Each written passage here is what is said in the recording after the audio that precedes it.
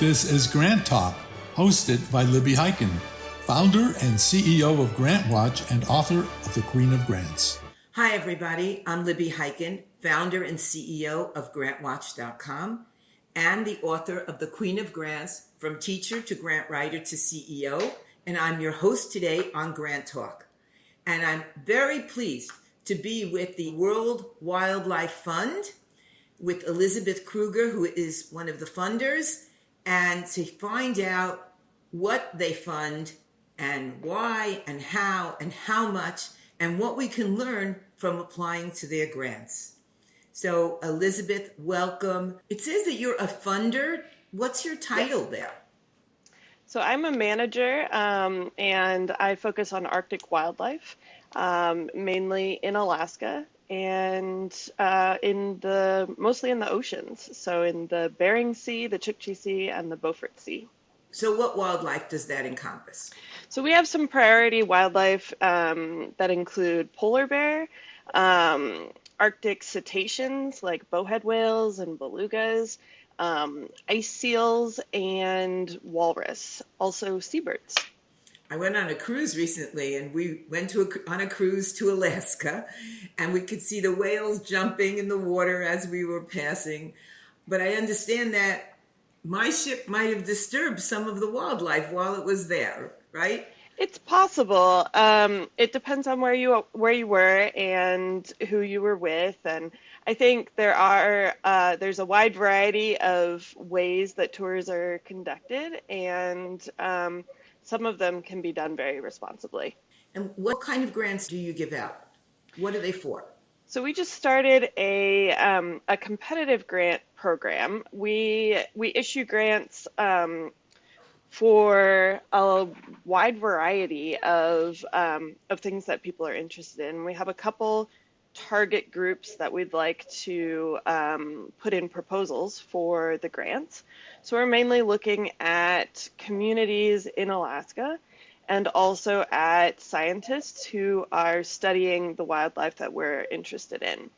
And so anybody in our geography, so on the coastline of those 3 seas that I mentioned, we're really encouraging those people to apply, and also people from further away who want to collaborate with them on research that's interesting to all the different parties. So your grants go to individuals or nonprofit organizations or businesses?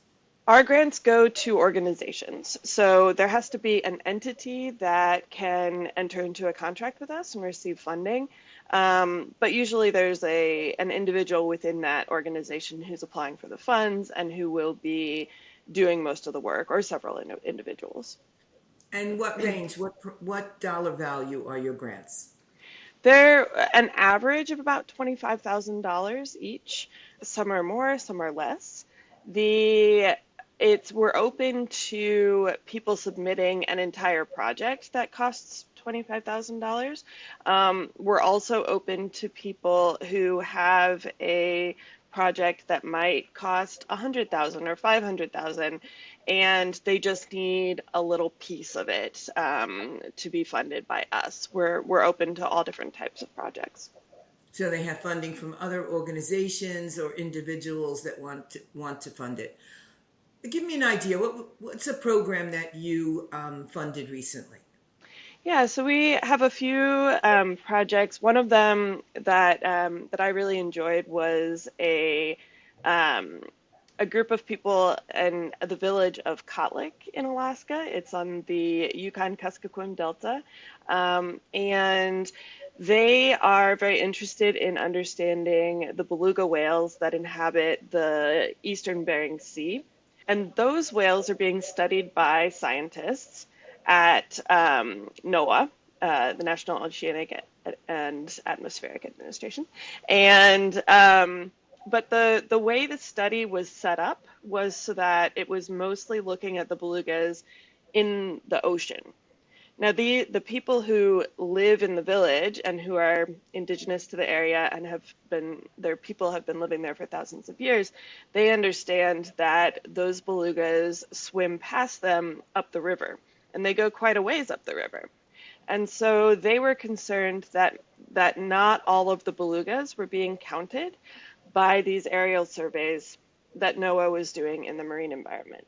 And so they had an idea for how they could use modern technology and science to identify when the belugas were using the river, and maybe in the future, if the technology improves, be able to actually count the belugas in the river. So we were able to fund people in the community and also a scientist to come set up some hydrophones, monitor and maintain those hydrophones underwater in the river, and have a completely non-invasive record of belugas that were using the river at that time. The person sitting at their desk hearing this is saying, wow, there are grants for that. I'm looking for a grant for my classroom. I'm looking for a grant for my community. And here we're in Alaska and looking for grants to look at our wildlife, right? There is just such a vast array of grants that are available throughout the world right now. Somebody asked me, how many grants are there? And I don't have an answer for them. I think it's infinite, because every day a grant expires, another one comes up. How many different programs do you have?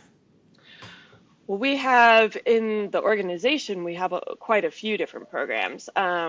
This is the one competitive grant making process that I work on.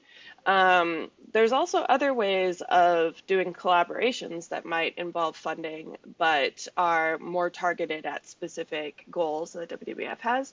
This one is specifically to try to understand what people in communities are interested in, what their conservation concerns are, so that we can help to fund what they want to be funded. Because we're not actually in those communities on a day-to-day basis, and so we don't know what the local concerns are, and those need to be brought to us in order for us to be able to know that they exist and need funding. So you're listening. We really are using this to listen. Yeah. And our hope is that we can maybe even just start people off on a project that could then get more attention and get more funding and come into something larger, or a one-off. It's all up to the people who are applying. So you're sitting in DC right now. I'm actually in Alaska. I'm in Anchorage. Oh, nice. And Yes. normally are you in DC or you're in Anchorage? No, I live in Anchorage, and I travel throughout Alaska. I was just in Nome a couple weeks ago in the Bering Strait region. You may have heard of it. It's the end of the Iditarod race. And so I live in Anchorage, but I try to get out to communities as much as I can. And the funding is coming from where? So our funding comes from a variety of sources. We get funding from individual World Wildlife Fund donors. We get funding from other granting institutions, foundations. We have some private sector partnerships. There's a variety of ways that we get funding. But we are able, because we're here in Alaska and we're working directly with the people who are applying for the funding, it's easier for us to administer the funds and coordinate and manage the grants with the applicants. And how much funding do you think that overall, like a range, do you give out every year? So this is a new program. We've had it open for applications since October of 2024. And so far we've issued one grant, and we have several more in the pipeline. But our goal is to have about 8 to 10 grants a year. So at about $25,000 each. Okay.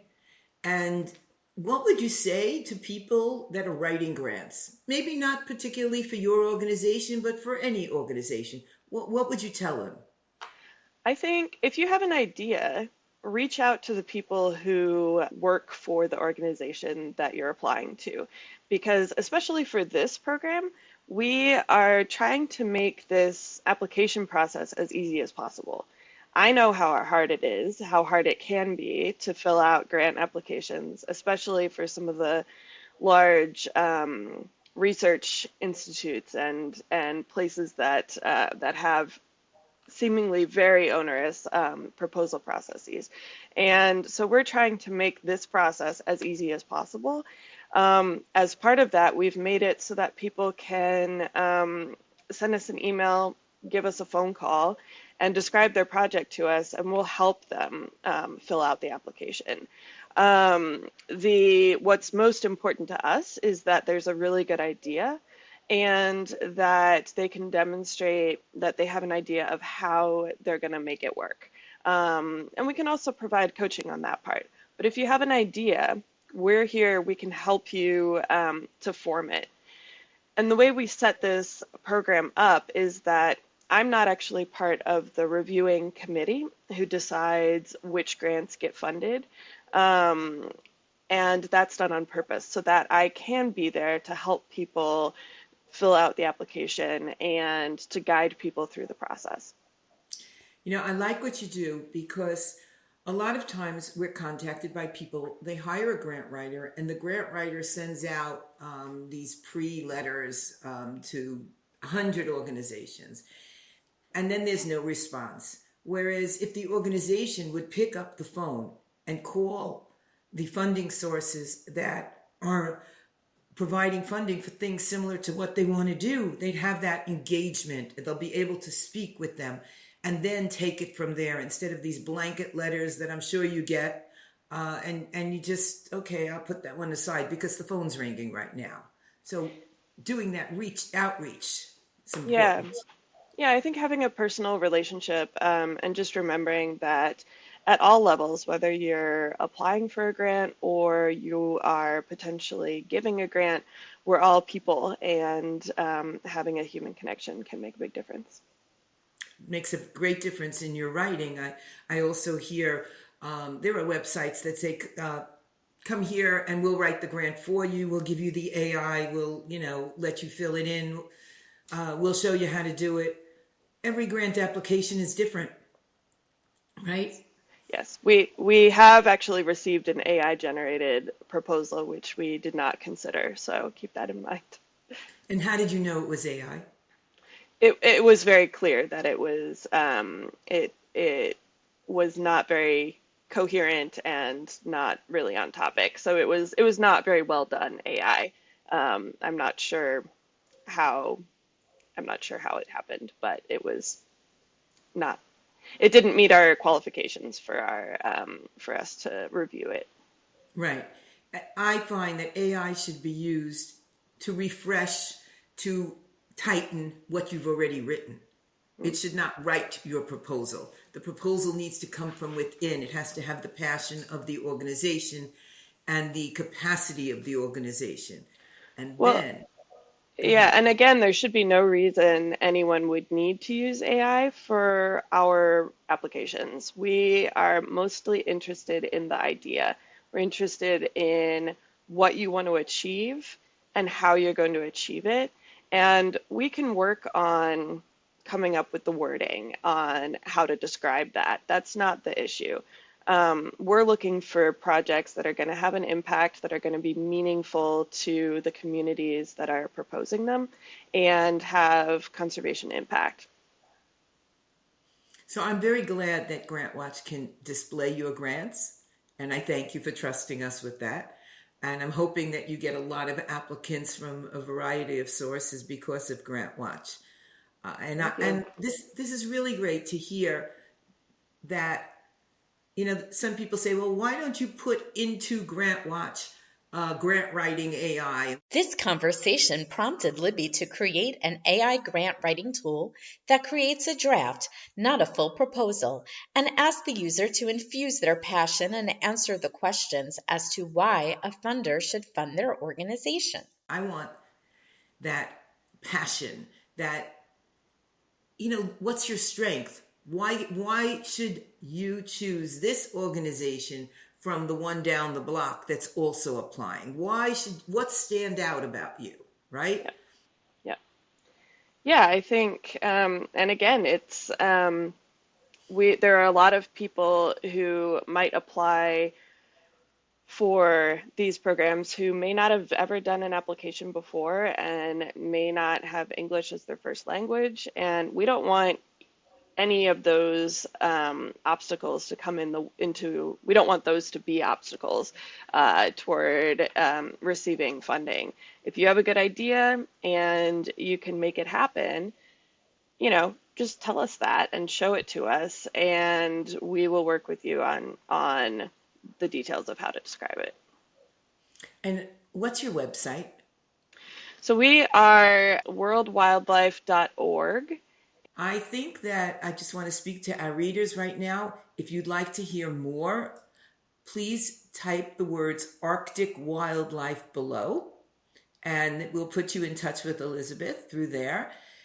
Please also hit that subscribe button below, because we really want to see that you are part of our community, learning more and more about funding sources and grant awards, and getting comfortable with your grant writing so that you are writing it yourself. Here we have an example. If you're thinking of applying to the World Wildlife Fund for a grant, you can contact Elizabeth. You can speak about your idea, and she'll help you. So it's not about the writing. It is about the writing. It should all be there, but it's not about whether you're a great writer or not. She'll help you with that. It's about whether you have a great idea. And that's really what all grants are about. Are you bringing something new to the table, something that hasn't been done before, or something that needs to be expanded upon? Do I have that right, Elizabeth? Absolutely. And just a reminder that this is really for Alaska. And so we're looking for people who want to do projects in any of these areas on this map back here. So, yeah, definitely if you are from a community here, or you are doing research on the species that we mentioned or their habitats, please reach out. And other organizations that are dealing with wildlife in other states can model what you're doing. That's another thing that we like to put out there. And your grant that you're applying for here, you might want to model somewhere else. Everything we do should just continue. There should be a sustainability part of it, that it gets out there. I'm very grateful to you for your time today, Elizabeth, and I hope that you continue to save our wildlife so there's some reason for me to go to Alaska again, which I enjoyed tremendously. And again, everybody, hit that subscribe button so we can get more out to you. Thank you so much, Elizabeth. Thank you. Thank you for tuning in to GrantTalk, powered by GrantWatch. Don't forget to like, comment, and subscribe to this GrantWatch channel. Please consider subscribing to GrantWatch.com, and you can find the book, The Queen of Grants, by going to GrantWatch.com/book. Thank you again for spending your time with us.